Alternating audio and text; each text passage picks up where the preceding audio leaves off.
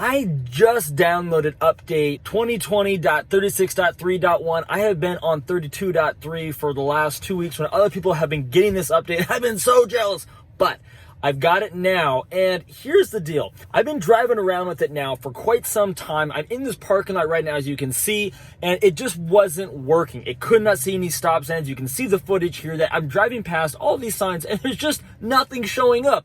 I was getting so frustrated, but you know what? It finally got fixed, and here's what I did. I reset my car. I took my hands here, pressed and held both of these here, and it reset.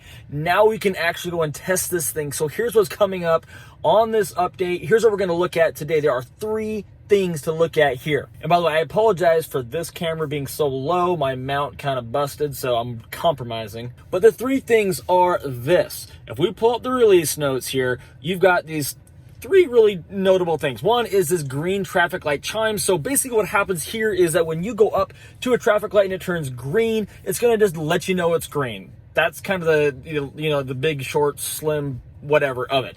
Okay, now to do this, though, you need to go into your autopilot settings, come down here and change this to green traffic light chime, turn that toggle to on, and then that will actually work.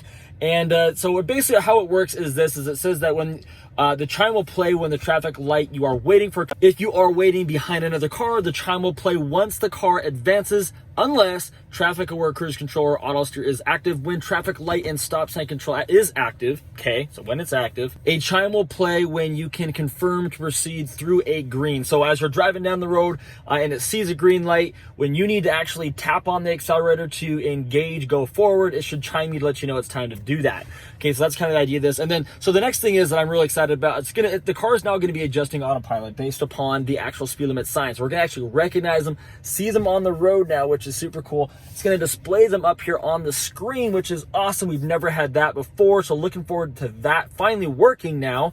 And yeah, so that's going to be great. And here's why I care about this, and that is because there are so many streets that I could not drive autopilot on because the speed limits were just all over the place and never right. So that's going to be a big test we're going to go do. And then also you can now adjust your max speed on here by just tapping the speed limit up here on the top. So let's just say you're going, the speed limit's 30 and you're going 35. If you want to set your max speed, all you got to do now is just tap the speed you're currently going. It'll set it now as your new max. Let's go test this out. By the way, I'm just leaving my orthodontist appointment. See, I'm one of these lucky adults who get braces when they're older, and they just put on heavier gauge wires, so it's very likely that I'll do a little bit of whining on this drive at some point. So now, I don't know if this is how it's supposed to work, but when this light turns green, will it ding me that it's green? Will it chime me, as it says? Let's see. There it is! Now, I know this works now, and just to go test all this out, let's put a little counter up in the top corner here and see. So 0, 0 right now, and we're going to see how many of these speed limit signs it actually notices along this journey. And actually, I'm going to go back here real quick because I saw a little neighborhood that had some hidden speed limit signs. I want to go see if the car can recognize them. It's one thing if they're way out in front of your face, but let's see if there's some hidden ones in there. Okay, so first up, we got a car, a stop sign, and then through the stop sign, you can kind of see it there in the trees. There is a speed limit sign. So let's see, it's 20 miles an hour in there. Does the car recognize it? Boom, there it is. Can you guys see that? It's a little tiny thing on the screen up there, but it does definitely show 20 miles an hour up there. I'll go prove it to you. Watch this. 20 miles an hour. Woohoo! And we're passing it now. So that did a perfect job. Let me back up. We're gonna go find another one. Okay, so now up here, there is one, believe it or not, and all these trees buried here, there's actually a speed limit sign in there. Let's see how long it takes. I can barely see it now. Wait, that's not it. Let's see up around the corner. There, yeah, was it? So the car could see it. I almost completely missed it myself, but the car saw that 25 mile an hour speed limit sign in those trees. That's actually good. That's 2 for 2. By the way, I'll probably lose track of how many signs we have and haven't seen. I'll probably start saying different than you see up on the screen. That's pretty normal for me. So just deal with it. Okay, so let's test out the speed thing. So we're basically, let's put it in autopilot here. We're going through, let's set at 40 right now, the max. Let's go up to 44, tap on it. Oh, see, there it goes. Max is now set to 44 miles per hour. So that's cool.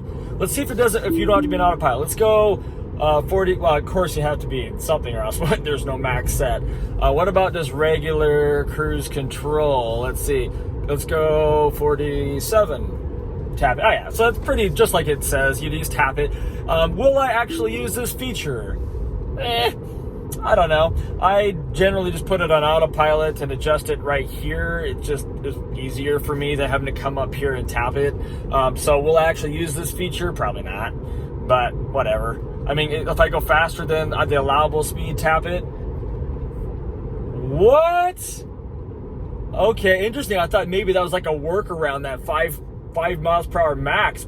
Oh, that is interesting though. Let's do that again. Okay, so you're only allowed to do 5 over, right, when you're on autopilot. So let me go this. I tap that. Look, it goes to 48, and then it drops it back down again. You would think it, well, what is that notice saying? So then it brings it back down. It's interesting that it still lets you do it, though, for a second. I wonder if that's something they're going to fix in future updates, to just simply, like, go, your little tap thing isn't working because we're already maxed over. Because it does, for about 2 seconds, let you be more than 5 over the speed limit before it adjusts you back down. Interesting. Okay, so we're now here at another red light. Let's watch for that green light chime. Autopilot unable to proceed. Please take over. Why? Why is it saying that? Okay, I didn't get any chime, and it said autopilot is unable to proceed. It still stayed on, though. I'm still on autopilot. Okay, why was there a chime? There's another chime. What are you chiming at me for? Stopping for traffic. Okay, maybe because it turned green, but it didn't know that. It's way too far away. Couldn't even see the lights. Okay, that was weird. So I got chimes after I was moving, but not when it actually turned green. Okay, it's chiming to let me know it's stopping for a light up ahead. That's the first chime here. There's another chime, I'm assuming, to acknowledge it. Okay, it's chime, that was a little confusing. The notices weren't exactly in tune with the chimeage. Or maybe they were, but definitely there's a chime that says there's a light coming up. So now I keep getting this. Every time I'm stuck at a red light here, it's telling me autopilot unable to proceed, please take over. I think that there's talking about there's no car in front of me, so it's not going to automatically accelerate when it turns green. I think that's all that's saying. And so now if I was behind somebody when I was at a green light like this, then it would be fine. Where now it just wants me to simply accelerate, but it doesn't actually kill. Yeah, because I just tapped the accelerator now, and that's 100% taking over. I'm doing nothing at this point, not accelerating, not steering, nothing. So I'm pretty sure that's all that means there, is just that it's not going to go, you need to go. Which I like, because before you just kind of sat there and you just had to remember you needed to go. Now it's going to tell you you need to take over. But that doesn't mean turning off autopilot, doesn't mean steering. It just only means hitting that accelerator. Okay, so we're now at this light again. Okay, because here we go. The car is now following another car through this green light. It did ding at me or chime at me, but it still let us go through because we're following another car. Okay, I'm starting to figure it out. I mean, it all makes sense when you understand it. So that's good. All right, let's get on to the next one. All right, here's a 45 mile an hour speed limit sign coming up here. Does it recognize it? There it comes. We got that one too. So far we haven't missed any signs. It's been going strong. So one thing that's interesting about the speed limit signs, and I can get this because it's actually having to read numbers, is that it doesn't pick it up from very far away. Decently far away, I'd say about 50 feet it picks it up, which is probably okay. But like with the traffic lights and stop signs, it picks them up much further than it does the speed limit signs. But again, I don't think that's really an issue. It's just an observation. Okay, so here's just an example of where that new feature of tapping your speed actually is kind of nice. So the speed limit had changed up to 55, but I hadn't adjusted my max speed. So I was just using the accelerator to keep at a speed that I wanted. And so like all I have to do right here now is, let's say I want to go 65, is just come up here and tap it real quick, and then it locks in my max speed at that. So that's a really actually useful spot to put that at. It did just readjust me down because I'm actually, even though I'm on a highway right now, for whatever this patch of road doesn't recognize it as a highway, they think it's still a main driving road. So I'm going to go ahead and accelerate myself again, so that I don't, anyway. So, but that's why it didn't work right there. But that is a situation where you would use it, is when you look down and go, you know what, I didn't adjust my max speed. I need to go ahead and lock that in. I was hoping that this section of the map would be fixed, considering there were some changes to the speed and all that stuff, because this section is super funky. Like I said, it won't let me navigate on autopilot, and it won't let me you know, even do manual lane changes. If I right now were to tell my car change lanes like I just did back there, it won't do it. I have to do it myself. The car will not do it. It's super weird, this patch of road. I don't quite understand why it is this way, which leads back to, guys, for clarification, when I say autopilot, that's a generic term. Okay, my car is full self-drive enabled. I have the package, all that stuff, but autopilot, when I use it, because people keep saying stuff about this, that just simply means I'm not driving, the car is. Okay, I'm not trying to be specific on any package when I say that. Autopilot means the car is driving, Cody's not driving. Quick question for you guys out there who are campers, travelers. My wife and I are looking at buying an RV of some sort, like either we're going to get a motorhome. So it's either going to be a Class A motorhome or a Class C motorhome. Just out of curiosity, and by the way, like max 30 feet, right? So what are some pros and cons to each of these if you guys have one of these things? And like, what should I be aware of? Like in terms of like, wait, let's check out this real quick. 50 miles per hour, suggested speed, nothing on that. What is your, like in terms of like maintenance, cost of upkeep, traveling, if you have flat tires, you know, what are some things to be aware of there? If anyone out there has one of these or you know the difference between these two, I'd love some input on that. Thanks a lot.